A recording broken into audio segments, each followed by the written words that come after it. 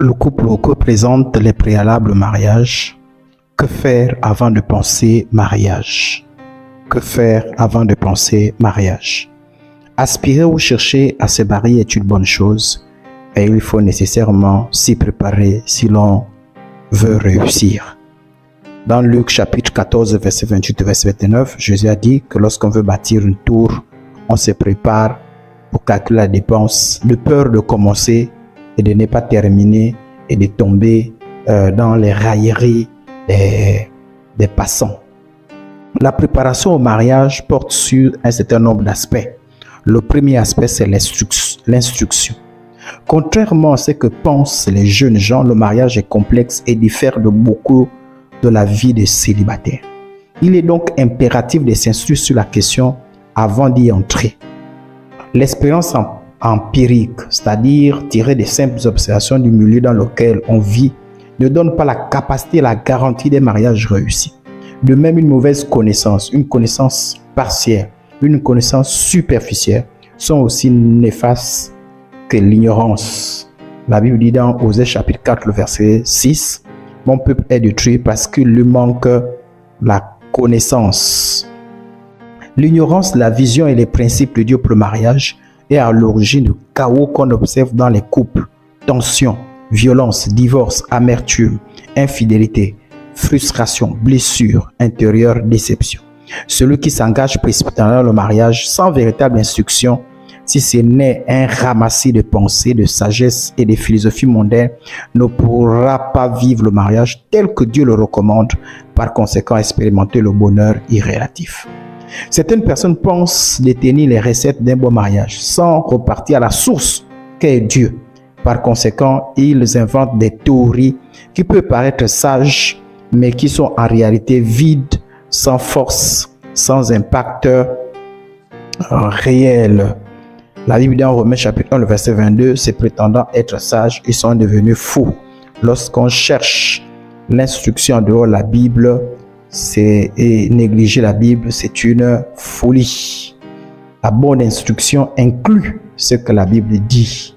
Sinon, elle se repose dans ce que la Bible dit. Donc, important de s'instruire. Les recettes qu'on trouve dans les magazines, les émissions radio télévisées, sur le net, dans les livres et dans les conférences mondaines peuvent pour quelques-unes améliorer dans une certaine mesure les relations conjugales, mais sont incapables de produire le véritable bonheur dans le mariage. On a donc besoin de l'instruction biblique et ça c'est important. L'instruction sur le mariage doit se faire aussi, sinon par la Bible et pourquoi pas les livres inspirés de la Bible. Le candidat au mariage doit humblement donc aspirer à la vérité. Donc, il doit avoir soif de la vérité divine. C'est ainsi qu'il pourra acquérir l'instruction qui vient de Dieu. Mais l'arrogant et le candidat au mariage arrogant et charnel aura du mal à parvenir à un mariage épanoui. La première chose, donc je disais, quand on pense mariage, la première chose qu'il faut faire au moment où on pense mariage, avant de chercher même à entretenir, à aller vers une personne, c'est d'abord chercher à s'instruire. Et c'est important de s'instruire. On doit s'instruire dans la Bible, auprès des aînés, etc. La deuxième chose, c'est qu'il faut développer la communion avec Dieu et le service pour Dieu. Le mariage est pour la gloire de Dieu. Le mariage chrétien est pour la gloire de Dieu, pour ne pas me répéter. Celui ou celle qui veut se marier sait que son salut, sa communion avec Dieu passe avant tout, donc avant le mariage. Et celui-ci n'est envisagé que dans le cas où il favorise l'attachement à Dieu. Peut-être que ça ne fera pas plaisir à quelques-uns, mais le mariage ne doit pas être un obstacle au salut. Le mariage n'est agréable que s'il favorise l'attachement à Dieu, que s'il encourage au salut. Car il est écrit dans Matthieu chapitre 6, verset 33, « Cherchez premièrement le royaume de Dieu et la justice, et toutes ces choses vous seront données par-dessus. » Le mariage fait partie de toutes ces choses qui sont données par-dessus. Mais la priorité, c'est le salut, le royaume de Dieu. Donc, avant de penser mariage, il est important de travailler préalablement sur sa communion avec Dieu et le service avec Dieu. La communion avec Dieu passe avant le mariage. Un chrétien spirituel ne saurait envisager un mariage sans communion avec Dieu. Dieu est l'auteur du mariage et la source et devrait être le roc sur qui il devrait prendre appui. Sans lui, rien de bon ne peut se faire. Le plus grand commandement laissé par Jésus est d'aimer Dieu plus que tout. Oui, aimer Dieu plus que le mariage. L'enfant de Dieu ne saurait donc pas vivre dans l'idolâtrie. C'est pourquoi il va prioriser sa communion avec Dieu. Aimer le mariage avant Dieu, c'est l'idolâtrie. L'enfant de Dieu, et non le croyant, le religieux, ayant un cœur régénéré, ne peut pas transgresser la loi de Dieu ou perturber sa communion avec Dieu pour un mariage ou autre chose. Il est obéissant à Dieu en toutes choses. Aimer le mariage plus que Dieu est une idolâtrie, c'est ce que je disais. Malheureusement, certaines personnes aveuglées par le diable, conduites par la chair, esclaves des passions terrestres, font le choix d'aimer le plaisir plus que Dieu. Ils ne trouvent aucun problème à s'engager dans des relations, dans des unions condamnées par la Bible, au détriment de la communion avec Dieu et le service pour Dieu. Ils confessent parfois aimer Dieu plus que tout, mais dans les faits, ils font passer le mariage, le sexe et autres choses avant Dieu. Ils sont nonchalants et ne se sentent pas interpellés par les choses du royaume. Et ça, la Bible nous interpelle. Perturber sa communion avec Dieu, négliger le ministère, ne pas mettre en valeur les capacités reçues de Dieu pour se préoccuper que du mariage, c'est travailler en vain, c'est se priver des bénédictions de Dieu, c'est aller tout droit vers l'échec, vers la catastrophe. La quatrième chose qu'il faut faire avant de penser mariage, je disais, nous sommes la troisième chose, c'est la communion, pour clore sur la communion avec Dieu. J'aimerais dire que la communion avec Dieu aide à faire face aux éventuelles difficultés dans le mariage. Voilà pourquoi il faut travailler cette communion-là. Le mariage exige un minimum de maturité spirituelle qu'il faut cultiver dans la communion avec Dieu pour faire face aux difficultés du mariage dont la Bible nous avertit. Oui, la Bible nous avertit que le mariage comporte quelques difficultés. 1 Corinthiens 7, 28. Si tu t'es marié, tu n'as point péché. Et si la Vierge s'est mariée, elle n'a point péché. Mais ces personnes auront des tribulations dans la chair et je voudrais vous les épargner. Voilà pourquoi la communion avec Dieu est importante. Elle est prioritaire pour faire face à ces difficultés. Parce que beaucoup de gens abandonnent, renoncent, divorcent à cause de ces difficultés qu'on trouve dans le mariage. Travailler sa communion avec Dieu, c'est donc emprunter le chemin de la réussite conjugale. La Bible dit dans Matthieu chapitre 7, verset 24, verset 27, que celui qui entend la parole de Dieu et les paroles de Jésus et les met en pratique, bâtit sur le roc. Travailler sa communion avec Dieu, c'est bâtir sur le roc. Alors l'autre préalable avant de penser mariage. Avant de penser mariage, l'autre préalable, c'est rentrer en possession, c'est développer une vie de prière. L'autre préalable avant de penser mariage, c'est développer une véritable vie de prière. La prière permet de rentrer en possession des promesses divines et des promesses divines. En général, la prière est le moyen par lequel le croyant parle à Dieu. Mais elle est plus que cela et peut prendre plusieurs formes, l'adoration, l'action des grâces, etc. Elle est très importante car c'est par elle que le croyant rentre en possession des promesses de Dieu et bâtit progressivement sa destinée.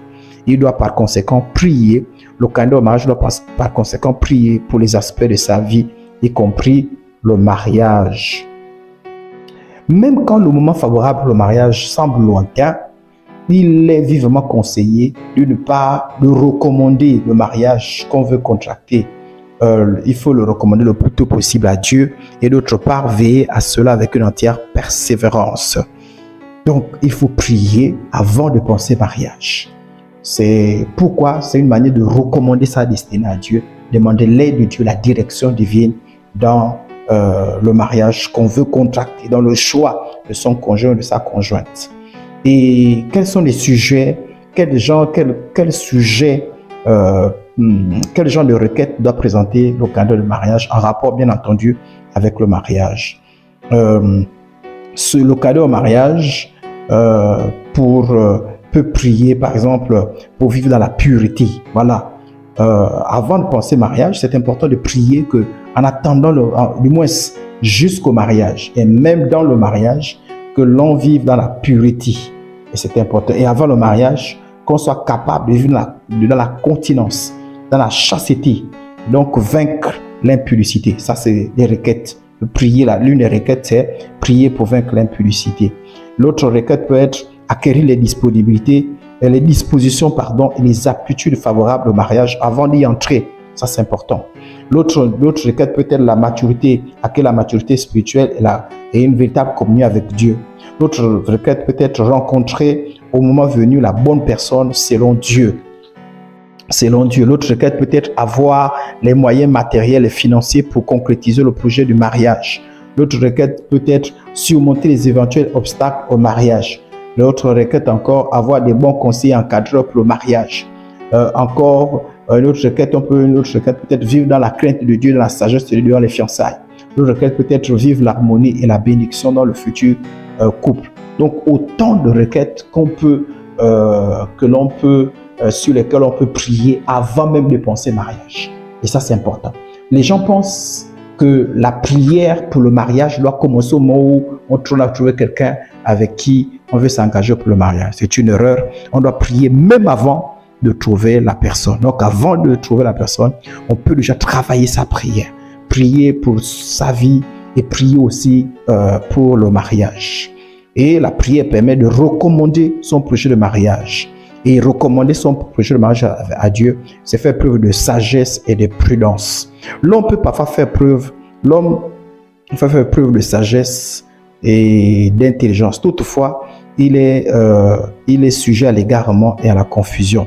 L'homme naturel est sujet à l'égarement et à la confusion. Voilà pourquoi il faut prier pour que le Dieu de toute sagesse puisse guider et diriger. La prière permet de s'ouvrir la direction divine concernant le mariage. Quiconque fait véritablement confiance à Dieu pour sa vie et son projet de mariage peut être rassuré de l'aide de Dieu. Dieu promet sa direction et son soutien à ceux qui s'en remettent en lui. Et on se remet à Dieu. Comment à prier? C'est par la prière qu'on se remet à Dieu. Recommander son projet de mariage à Dieu ne consiste non pas à faire de ce sujet le point principal de ses prières, comme s'il s'agissait d'une obsession, ni encore le faire circonstanciellement, occasionnellement de prières à propos, mais plutôt à prier pour son projet de mariage de façon constante avec persévérance et assurance. Alors, il est dangereux de négliger de prier pour son futur mariage. Négliger de prier pour son mariage, c'est décider de faire les choses selon ses propres pensées et agir ainsi, c'est bâtir son futur couple sur du sable, par conséquent le voile, les fondements. Le drame de l'humanité, c'est justement quand l'homme et la femme, au lieu de recourir à Dieu, ont pensé être capables de déterminer par eux-mêmes ce qui était bien et ce qui était mauvais. Voilà pourquoi, en ce qui concerne le mariage, il est important de prier avant même de s'y engager, afin d'avoir la direction divine. L'autre chose qu'il faut faire avant de penser mariage, c'est de s'appliquer à vivre dans la chasteté. Ça, c'est important. La chasteté, c'est quelque chose de très, très, très, très important. Alors, c'est quoi la chasteté? La chasteté est une attitude morale liée à la vie sexuelle. Elle consiste à s'abstenir volontairement et librement de tout plaisir charnel illicite et de tout ce qui s'y rapporte. 1 Pierre chapitre 3, verset 2 dit « En voyant votre manière de vivre chaste et réservée ». C'est donc pas une invention religieuse. La chasteté est biblique. La chasteté implique quoi? La chasteté, lorsque on n'est pas encore marié, c'est l'abstinence des relations sexuelles avant et hors mariage. Avant et hors mariage. Donc, lorsqu'on parle de chaste, c'est de s'abstenir des relations sexuelles avant et hors mariage. 1 Corinthiens chapitre 6, verset 8, verset 19. Fuyez l'impudicité. Quelque autre péché qu'un homme commette, ce péché est hors du corps. Mais celui qui se livre à l'impudicité pêche contre son propre corps. Donc, lorsque on sait avoir des rapports sexuels quand on n'est pas encore marié, c'est de l'impudicité. Autrement dit, c'est de la fornication. Et la Bible condamne cela. Justement, la chasteté, s'abstenir, c'est rejeter le péché de l'impudicité. La chasteté, donc, c'est s'abstenir des relations sexuelles avant le mariage, mais c'est aussi rejeter toutes les pensées immorales. Jésus a dit dans Matthieu chapitre 5, verset 28, « Mais moi, je vous dis que quiconque regarde une femme pour la convoiter a déjà commis un adultère avec elle dans son cœur. » C'est ce que Jésus a dit. Et la chaste, je disais tantôt que la chasteté, c'est rejeter toutes les pensées immorales. C'est garder son cœur, préserver son cœur, refuser de... Parce qu'il y en a certains qui prétendent vivre la chasteté, mais engagent leurs pensées dans tout ce qui est immoral. Job a dit par exemple, Job chapitre 31, le verset 1, « Pourtant j'avais conclu un pacte avec mes yeux. Il ne devrait jamais porter un regard chargé de désir sur une jeune fille. » Quand on vit la chasteté, on s'interdit de porter des regards chargés de désir sur une jeune fille lorsqu'on est un homme, sur un jeune homme lorsqu'on est une fille. Matthieu chapitre 15, verset 19 dit, « Car c'est du cœur que viennent les mauvaises pensées, les meurtres, les adultères, les impudicités, les vols, les faux témoignages, les calomnies. » Voilà pourquoi la Bible nous encourage à garder notre cœur, ne pas convoiter la personne, à ne pas désirer, ne pas avoir des imaginations impures vis-à-vis des personnes que l'on rencontre au quotidien. La chasteté, donc, c'est 1, s'abstenir des rapports sexuels. 2, renoncer aux pensées impures. Mais c'est 3 aussi, c'est renoncer à la masturbation, à la pornographie. Car on ne peut pas être chaste, on ne peut pas dire qu'on est chaste si on s'adonne à la masturbation, à la pornographie. La chasteté consiste aussi à renoncer à la masturbation et à la pornographie. Car s'abstenir des relations sexuelles et se donner à d'autres vies sexuelles comme la masturbation et la pornographie n'est pas la chasteté, mais toujours de l'impudicité. Alors, pourquoi marcher dans la chasteté?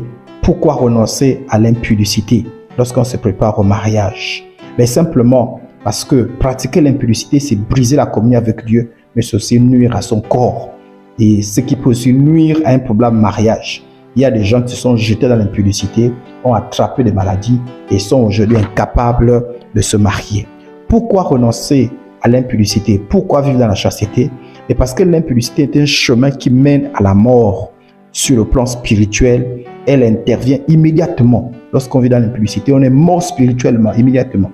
Puis dans d'autres domaines, la mort intervient tôt ou tard s'il n'y a pas de véritable repentance. Ça peut même concerner la mort physique. La Bible dit dans Corinthiens 10, verset 8, « Nous ne livrons point à l'impudicité comme quelques-uns d'eux s'y livraient, de sorte qu'il en tomba 23 000 en un seul jour à cause de l'impudicité. » Et la Bible dans Corinthiens 6, 18, « Fuyez la fornication. » C'est la version d'Arby. Fuyez la fornication.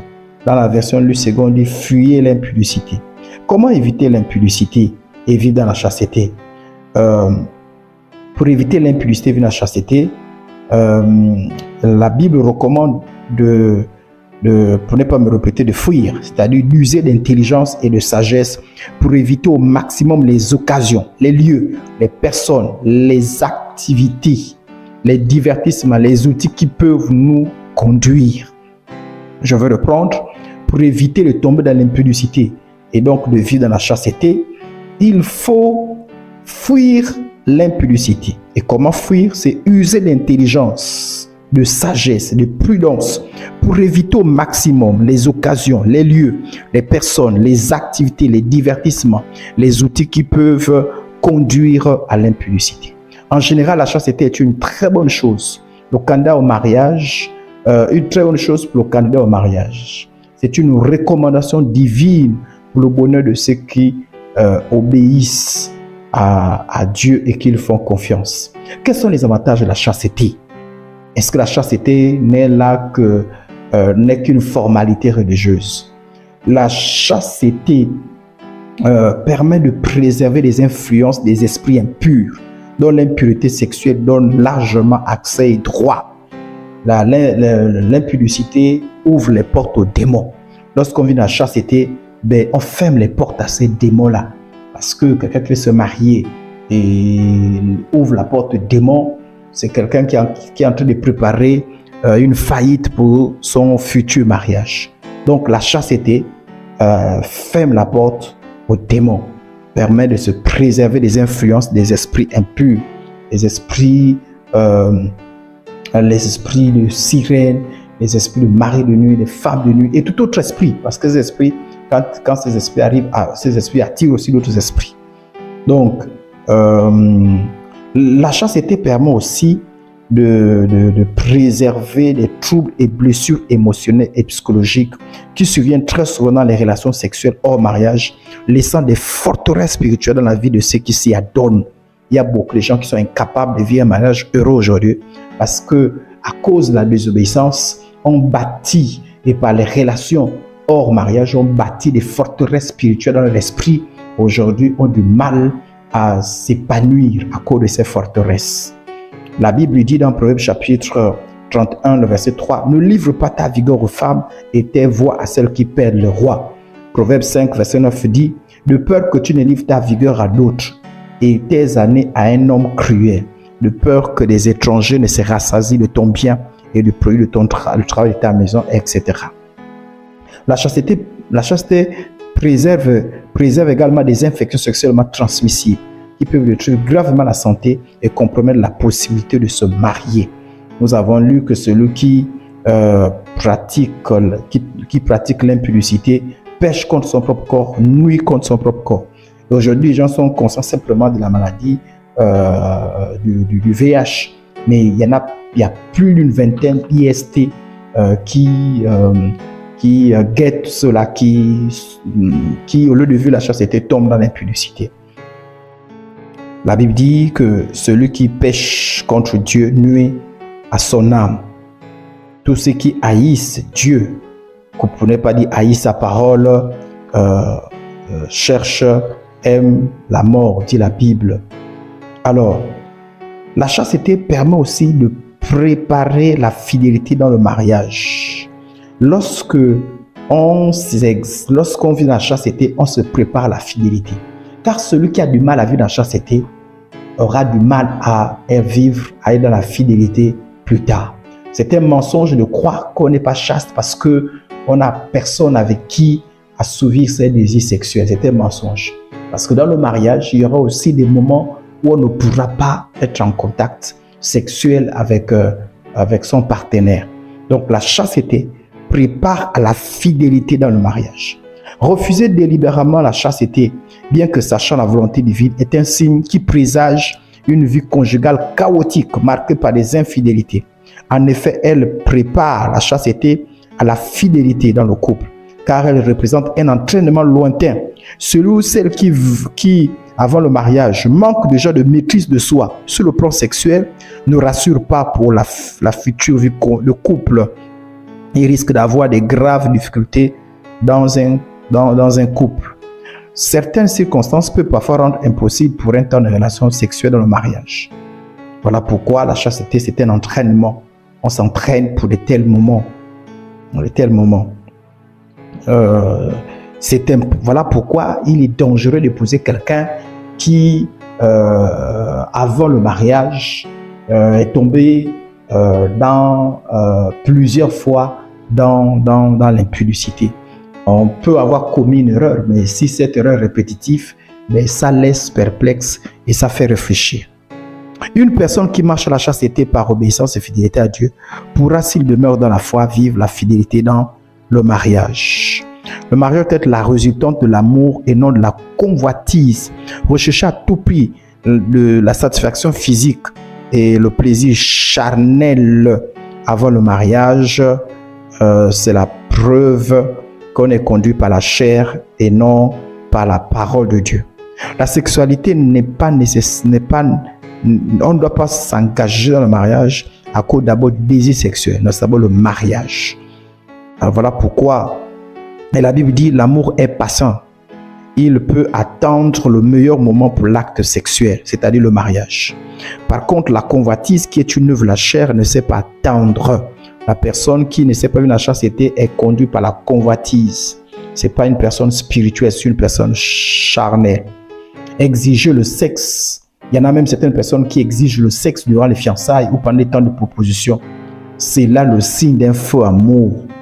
Je vais le répéter. Si un fiancé ou une fiancée exige à l'autre le rapport sexuel avant le mariage, cela signifie que les sentiments qu'il a ne sont pas inspirés par l'amour, mais par la convoitise. C'est l'amour qui vient de Dieu, le vrai amour, je veux parler. Tandis que la convoitise est charnelle et diabolique. Alors, l'autre chose que je voudrais dire avant d'aller à l'autre point de ce qu'il faut faire avant de penser mariage, c'est que le mariage ne livre pas l'impudicité. Certains, au lieu de travailler, de vivre la chasteté, tombent dans l'impudicité sous le prétexte qu'ils vivent l'impudicité parce qu'ils n'ont pas un partenaire avec eux pour assouvir leur désir sexuel. Et estiment que lorsqu'ils seraient mariés, ils auraient la maîtrise de soi pour vivre la fidélité. Il n'est pas nécessaire de résoudre le problème de l'impudicité avant le mariage pour ceux qui sont encore esclaves. Je vais le redire autrement. Il n'est pas nécessaire d'attendre. C'est-à-dire que c'est un faux raisonnement où certaines personnes pensent que la délivrance de l'impudicité, c'est le mariage. C'est-à-dire, ils ne veulent pas être délivrés de l'impudicité avant de se marier. Ils estiment qu'avant de se marier, c'est difficile. Mais que lorsqu'ils seront mariés, ils ne seront plus impudiques. C'est un vrai mensonge. Beaucoup ont cru à tort que, en se mariant, ils seraient délivrés de la fornication, de l'impudicité, de la masturbation, de la pornographie, des pensées impures, bref, de l'impudicité. Mais grande fut leur désillusion de constater que ces vices n'avaient pas disparu, mais avaient même dans certaines mesures pris des proportions plus graves. C'est Dieu qui délivre de l'impudicité. C'est Dieu qui délivre de la fornication. Voilà pourquoi lorsqu'on a eu des faiblesses dans ce sens-là, il faut venir vers Dieu et chercher la délivrance et ne pas attendre le mariage et ne pas prétexter. Parce qu'il y en a certains qui disent oui, je tombe parce qu'il n'y a personne avec moi, je n'ai personne avec qui satisfaire mon désir sexuel. C'est un mensonge. C'est seul Dieu libère. Le mariage ne libère pas. Le mariage ne libère pas. Il y en a même certains qui se marient précipitamment en pensant être délivrés de l'impudicité. Il faut faire la distinction entre le besoin sain de se marier et la convoitise. Avec la convoitise, c'est plus la convoitise cherche plus la satisfaction sexuelle, sans amour. Et à tout, peu importe la voie empruntée. C'est ça la convoitise. L'amour qui vient de Dieu, qui pousse au mariage. Cet amour-là attend le mariage pour la satisfaction. Et la satisfaction sexuelle, le sexe est perçu comme un élément pour agrémenter, pour soutenir le mariage. Seul Dieu libère de l'impudicité. La Bible n'enseigne donc pas la foi au mariage comme un moyen de délivrance de l'impudicité, mais la foi en Dieu. Seul Dieu, par le Saint-Esprit, au moyen de sa parole, peut affranchir de l'impudicité. Celui qui vient à lui sincèrement par la repentance et la foi en l'œuvre rédemptrice de Christ. Celui qui ferme le cœur à l'œuvre du Saint-Esprit dans sa vie et qui vit dans l'impudicité continuera à pratiquer, continuera malheureusement dans l'impudicité même en étant marié. Un chrétien ne devrait pas épouser un impudique qui refuse de changer, car rien ne garantit son changement une fois dans le foyer. Celui qui veut vivre une véritable délivrance et vivre une vie de chasteté peut s'attendre à Dieu. La Bible dit, vous connaîtrez la vérité vous rendra libre. L'autre chose qu'il faut faire lorsqu'on pense mariage, c'est se préparer psychologiquement face aux difficultés du mariage. Oui, le mariage est du bonheur dans le mariage. Le mariage, comme beaucoup d'autres domaines de la vie, sont source de joie, de bonheur. Dieu veut que ses enfants jouissent de ses bénédictions à condition que celles-ci ne les éloignent pas de Dieu.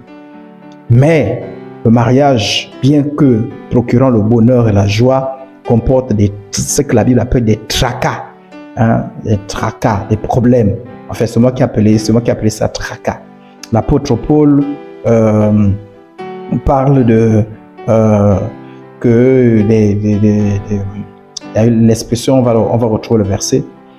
Avant de retrouver le verset, disons qu'en dépit des moments de joie et de bonheur, le mariage peut parfois susciter dans certaines circonstances, dépendant ou non des mariés, quelques difficultés qu'il faut surmonter avec la grâce de Dieu et non en faire un prétexte pour détruire le mariage. Oui, frères et sœurs en Christ, si on n'a pas un mental fort, on ne doit pas se marier. Voilà pourquoi on a besoin de maturité pour le mariage. Car le mariage comporte des tracas. La Bible avertit aux aspirants au mariage qu'ils pourront avoir dans leur vie quotidienne des tracas, des afflictions, des tribulations. L'expression, c'est plus tribulation dans leur chair. C'est l'expression utilisée par la Bible. 1 Corinthiens 7, 28. Pourtant, si tu te maries, tu ne commets pas de péché. Et si une jeune fille se marie, elle ne commet pas de péché. Mais les personnes mariées auront beaucoup à souffrir dans leur vie de tous les jours. Et moi, je voudrais les éviter. C'est inévitable. La Bible dit que lorsqu'on se marie, il y a aussi des tracasseries. Il y a aussi des moments difficiles, des tribulations. Ça arrive tôt ou tard. Et on doit s'y préparer. Non, on doit s'attendre. On ne doit pas avoir une vision négative du mariage. Mais on ne doit pas aussi entrer en toute naïveté. On doit se préparer au cas où il y aurait des éventuelles difficultés. Cette préparation-là n'est pas manquer de foi. C'est comme lorsqu'on prépare un chrétien pour dire, si jamais tu pêches, voilà ce qu'il faut faire. On ne souhaite pas le péché. Mais on sait que tant qu'il est sur terre, il y a la probabilité de pécher est là. La même manière, dans la vie de mariage, lorsque les personnes se marient, il peut y avoir des difficultés, dépendant ou non de la volonté de marier. Donc, il faut s'y préparer psychologiquement.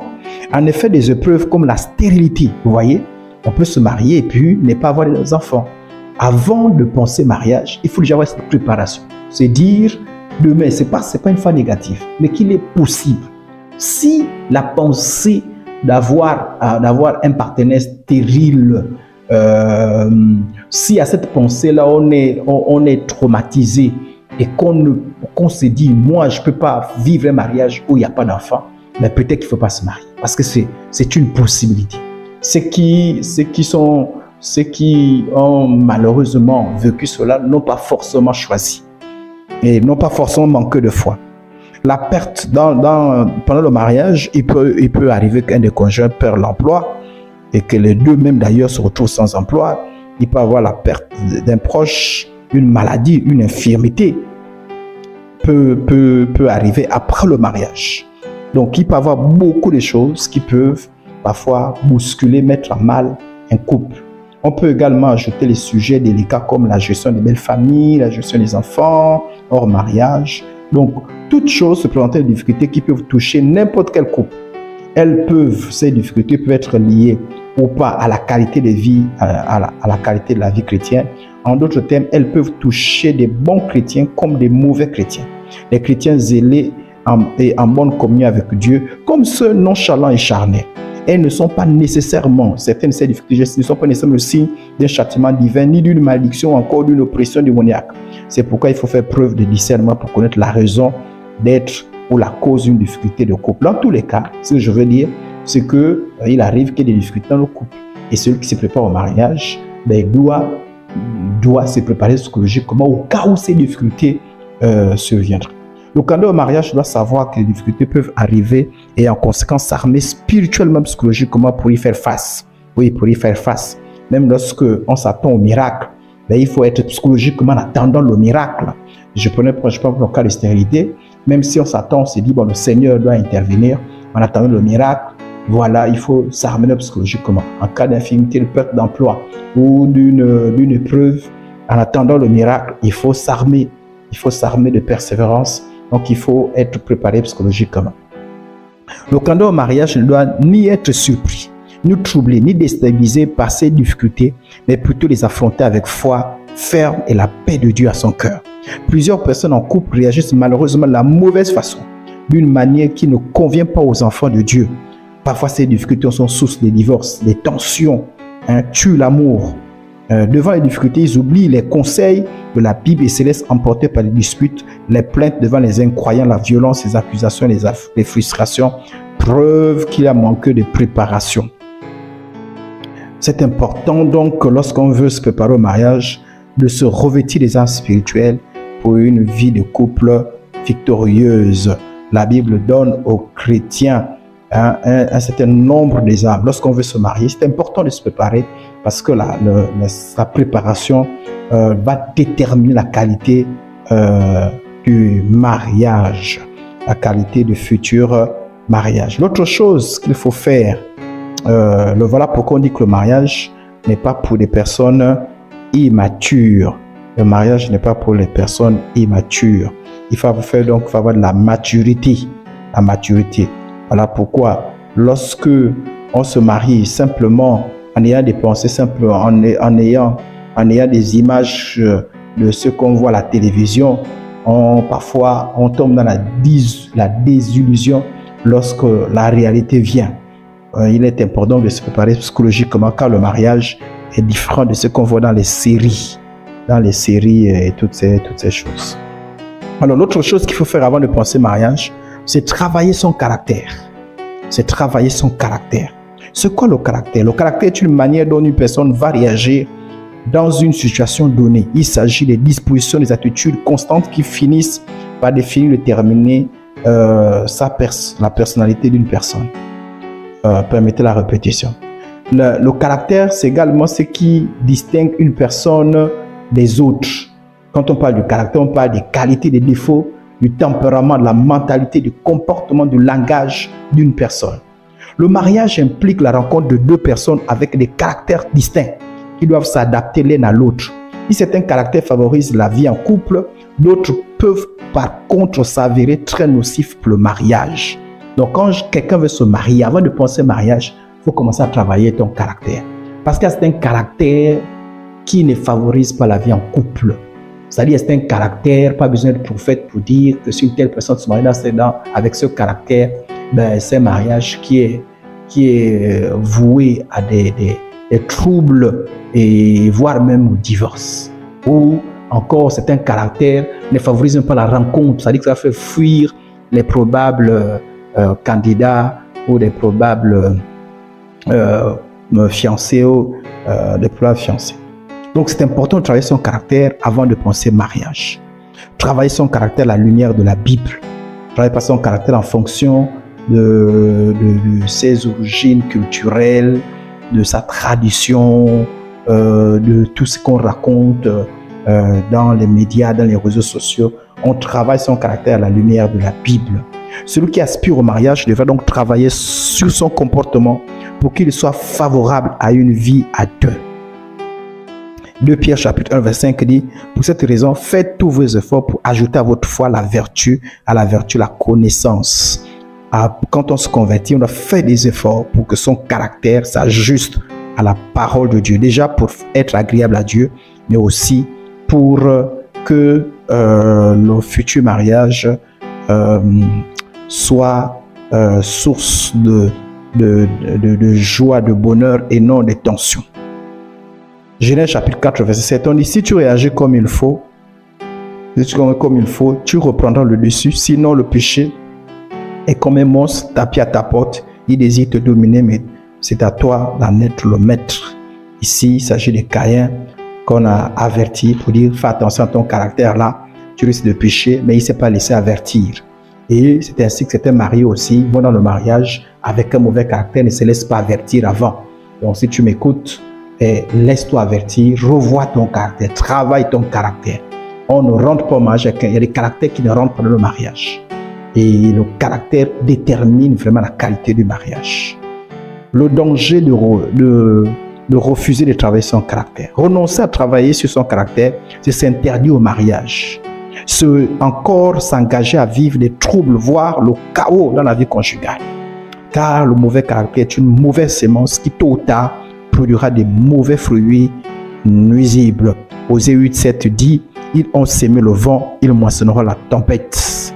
Donc quand tu amènes un mauvais caractère, tu sais que tu sais ce que tu vas s'aimer. Proverbe 22, verset 8 dit, qui sème la justice moissonnera l'iniquité. La Bible dit, ne vous trompez pas. On ne se moque pas de Dieu. Chacun récolte ce qu'il a sémé. Donc, si tu vas s'aimer n'importe un mauvais caractère dans le mariage, sois-en sûr, tu vas récolter des mauvaises choses. Et comme personne n'envisage le mariage envisage le mariage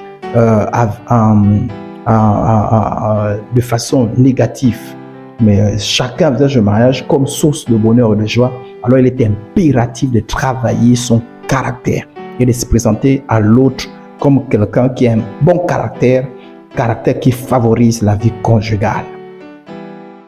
Dans la Bible, il y a plusieurs personnes qui ont eu des mauvais caractères et plusieurs personnes qui ont eu des bons caractères. Nous avons la reine Vasti qui a eu un mauvais caractère dans Esther, dans le livre d'Esther, chapitre 1, le verset 1 au verset 18. Elle a eu un mauvais caractère, était une femme insoumise. Son mari lui a demandé service devant les invités pour dire, est-ce que tu peux nous présenter une danse? C'est vrai, peut-être que c'était pas bien dit, mais lorsqu'on a une reine, et à cette époque-là, lorsqu'on m'a demandé quelque chose, on avait l'obligation de s'y faire. Mais elle a contesté. Et cette contestation a fait en sorte qu'elle soit chassée, qu'elle soit répudiée. Voilà. Et vous voyez, l'insoumission, par exemple, c'est ça. Lorsque l'on envisage le mariage qu'une femme et que l'on commence déjà à manifester l'insoumission, à manifester la contestation, le mépris, on ne considère pas les gens, mais c'est déjà un danger. C'est valable aussi. On a aussi le cas dans le mauvais caractère.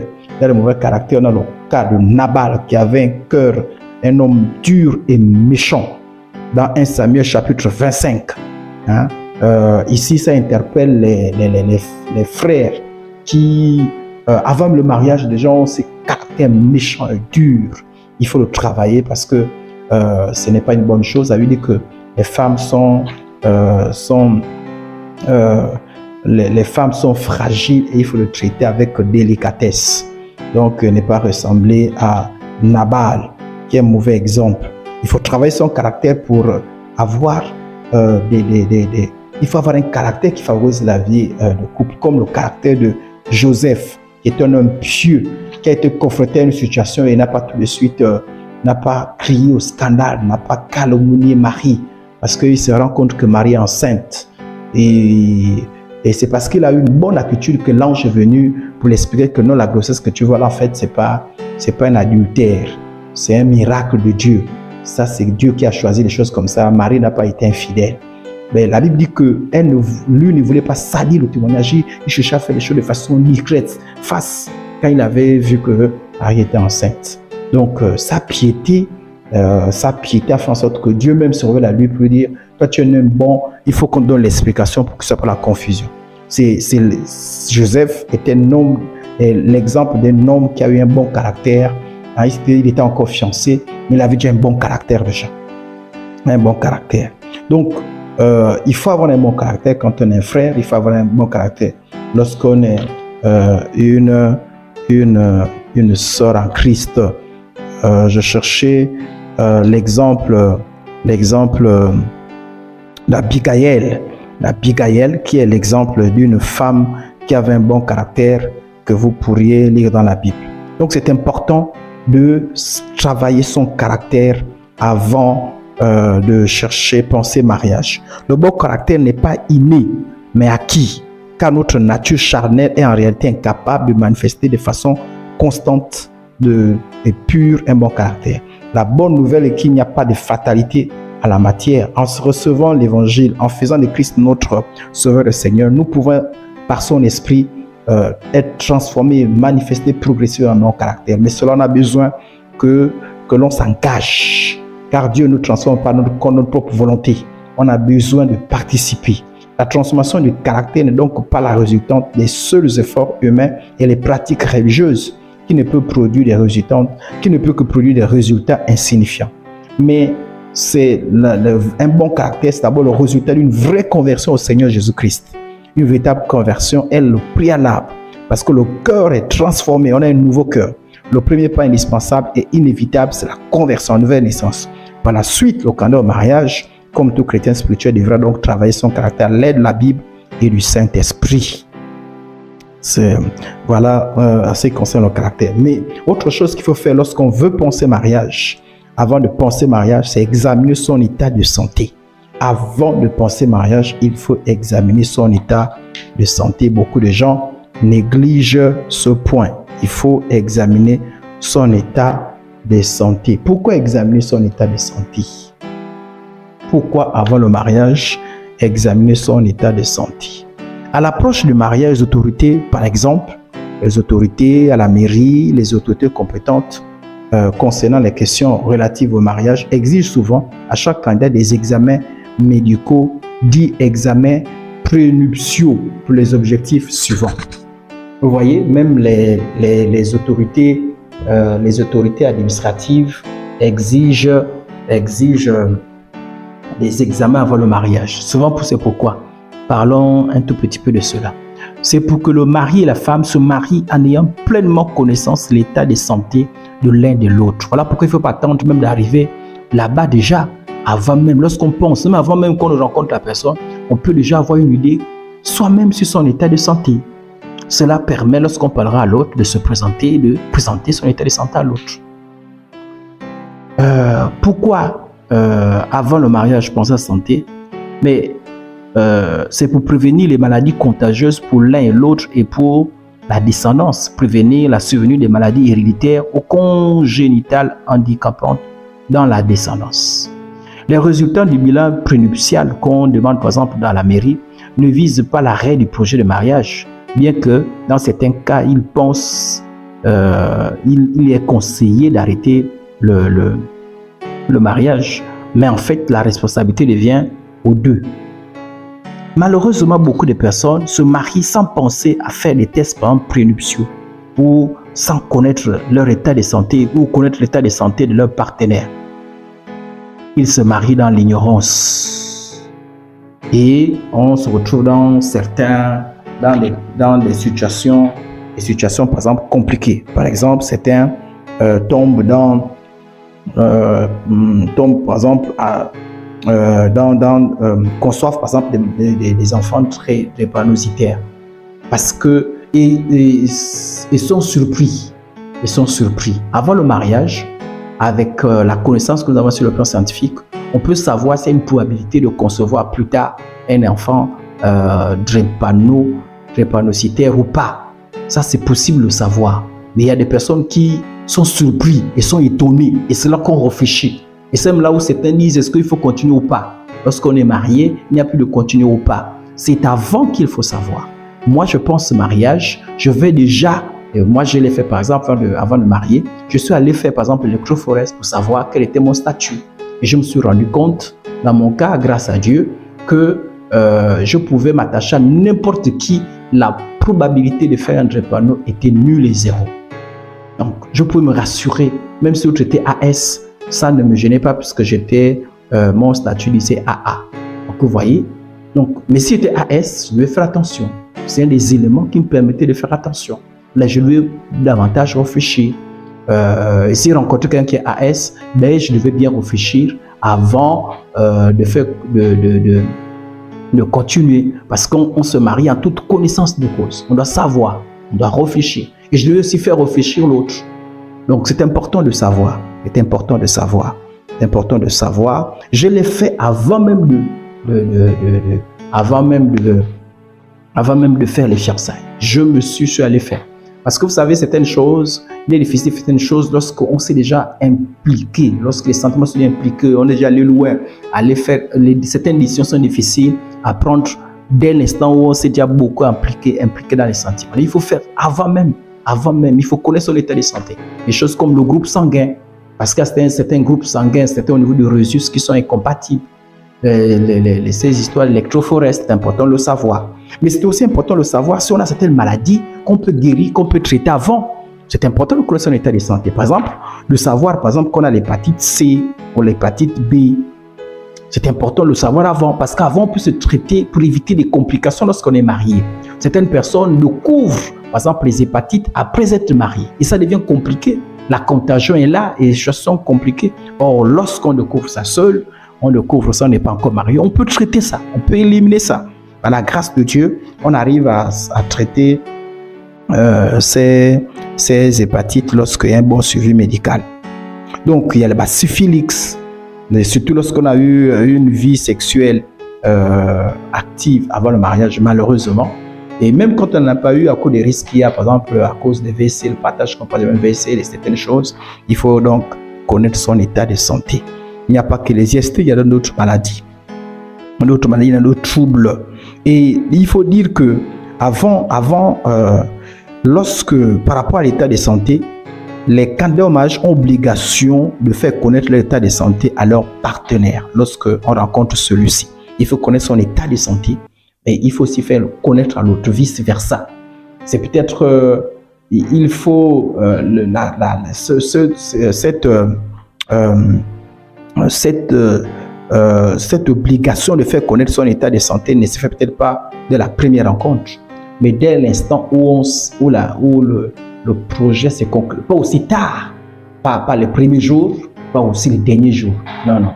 Il faut, dès l'instant où les gens, où vous dites, vraiment on a un grand projet, c'est important de faire savoir à l'autre. Le mensonge n'est pas une bonne chose. L'enfant de Dieu ne ment pas. Tout cadeau au mariage doit d'une part connaître correctement son état de santé physique, psychologique et psychique. D'autre part, il doit être pleinement disposé à la communiquer à la personne avec qui il veut se fiancer. Si vis-à-vis d'autres personnes, on peut revendiquer le droit au secret, vis-à-vis de la personne qu'on désire épouser, vis-à-vis de la personne qu'on désire épouser, on a l'obligation de l'informer.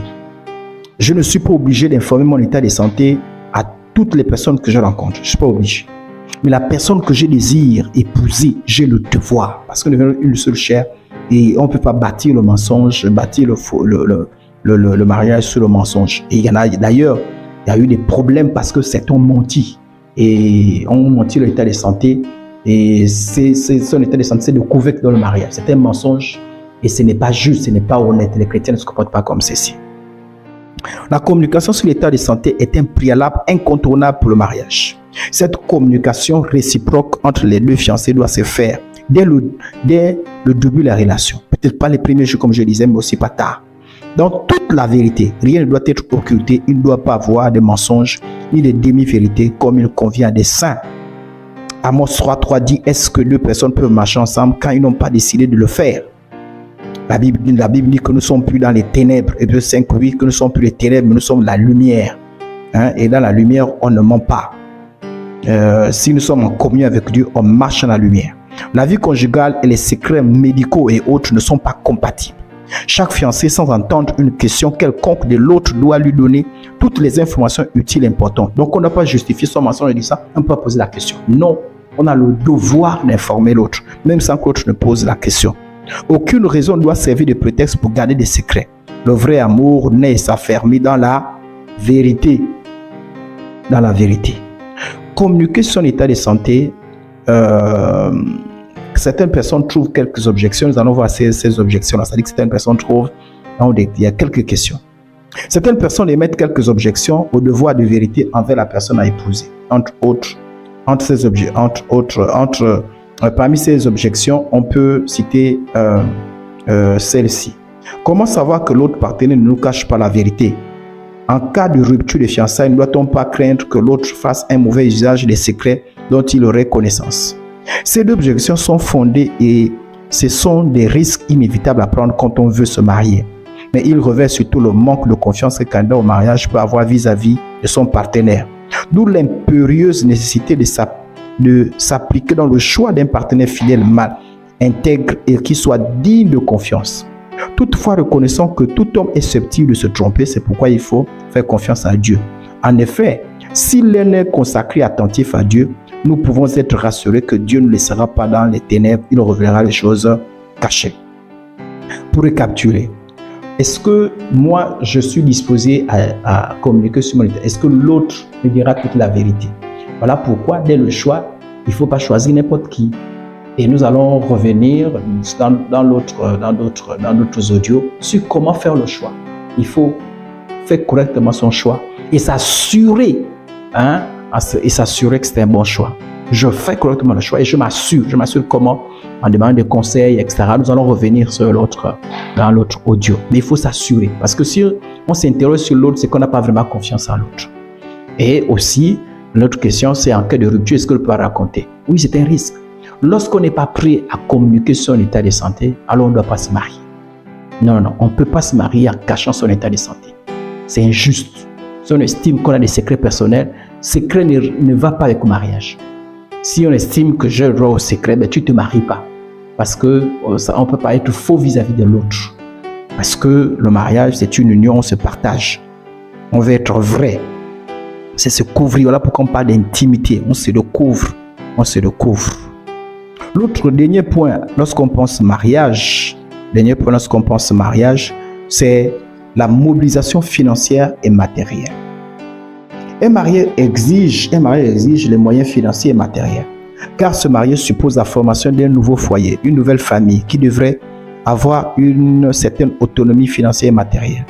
Une dépendance exposerait le couple à des difficultés, à des influences extérieures qui pourraient le fragiliser.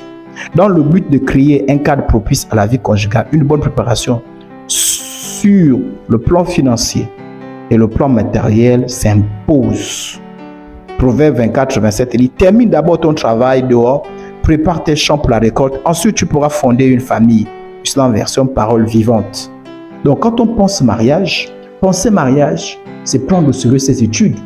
Parce que comment vivre le mariage si on a négligé ses études?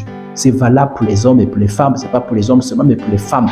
Parce qu'aujourd'hui, le contexte social fait en sorte qu'on a besoin que l'homme et la femme travaillent pour l'apport et pour l'épanouissement. Donc, penser mariage, quelqu'un qui pense au mariage, même quand on est jeune, ben, c'est bien faire ses études. La personne qui pense mariage cherche à faire un travail, à travailler. On peut en penser mariage en étant quelqu'un de paresseux qui passe les journées là sous le prétexte que je n'ai pas de travail. Non, c'est quelqu'un qui ne se laisse pas asservir par le chômage, mais qui fait quelque chose, qui se débrouille, qui travaille. Penser mariage, commence à travailler déjà. Donc, quelqu'un qui pense mariage, travaille. Penser mariage sans travailler, c'est du désordre. Penser mariage et négliger ses études, c'est là aussi du désordre. Ce n'est pas biblique et ce n'est pas sain. L'apôtre Paul dit c'est du désordre. Le patriarche Jacob a dû travailler pendant 2 périodes de 7 ans chacune, soit 14 ans pour pouvoir épouser Rachel. 14 ans. Il a dû travailler. Toute personne aspirant au mariage doit s'y prendre très tôt, avant l'approche des cérémonies. Vous voyez, lorsqu'on pense au mariage, on peut déjà commencer à se préparer. Par exemple, ceux qui pensent au mariage, quand on se dit, bon, maintenant je veux commencer à penser au mariage, ça veut dire que tu es devenu adulte. Et commence déjà par quitter la maison familiale. Commence déjà à construire une maison si possible, ou par défaut louer une maison. Commence déjà à équiper ta maison. Tu n'as pas encore trouvé la personne, mais tu sais que dans bientôt, tu vas trouver un partenaire. Mais c'est déjà ça. Commence à te responsabiliser. Commence déjà à travailler au niveau de la maison. Commence déjà à apprendre à préparer, apprendre à laver, apprendre à se responsabiliser. L'homme doit se responsabiliser, la femme doit se responsabiliser. C'est ainsi qu'on prépare le mariage. Qui veut se marier doit travailler. Qui veut se marier. C'est un scandale de voir des gens, surtout des hommes, qui sont mariés et qui ne travaillent pas. Qui ne travaillent pas sous le prétexte que je ne suis pas embauché, etc. Aujourd'hui, dans notre pays, on peut tout faire, on peut faire des efforts pour faire quelque chose. Même si on n'a pas encore trouvé un emploi peut-être stable comme on le veut, on peut faire quelque chose. Mais rester croiser les bras et parfois quand même quand on a un diplôme et penser mariage, c'est incompatible, c'est du désordre. C'est du désordre. Là, pour apprendre quelque chose, même pour la fille doit apprendre à faire quelque chose, c'est débrouiller. C'est débrouiller. Les responsables d'église et des parents devraient pas encourager les paresseux au mariage. Parce que lorsqu'on est paresseux, ça veut dire qu'on est dans notre conversion. On doit, les parents et les responsables d'église doivent encourager les candidats au mariage à travailler. Il ne faut pas juger les personnes qui ont des personnes paresseuses, mais plutôt les encourager et les aider à comprendre.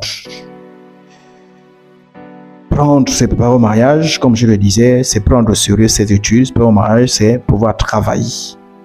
Et enfin, le dernier point, il y avait un dernier point. Se préparer au mariage, c'est travailler à la résolution des problèmes spirituels. Car beaucoup de gens entre dans le mariage avec un problème spirituel et ça complique les choses. Avant le mariage, il faut résoudre ces problèmes spirituels. Pourquoi pas passer par ce qu'on appelle les cures d'âme, même si le mot, certains n'aiment pas ce mot-là. Mais d'abord, passer par la restauration.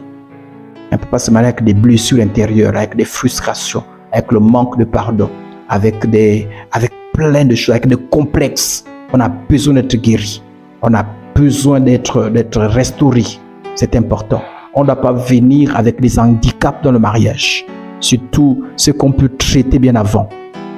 On doit donc traiter des problèmes spirituels, des problèmes de manipulation, des problèmes de sorcellerie, de malédiction. Il est possible de traiter tous ces problèmes-là avant de pouvoir penser mariage. Voici un peu un certain nombre de choses qu'il faut faire avant de penser mariage. Certains croient que ces choses-là, il faut le faire au moment où on trouve quelqu'un. Même quand on n'a pas encore trouvé quelqu'un, on peut déjà commencer à penser, à réfléchir sur toutes ces choses. Que le Seigneur vous bénisse.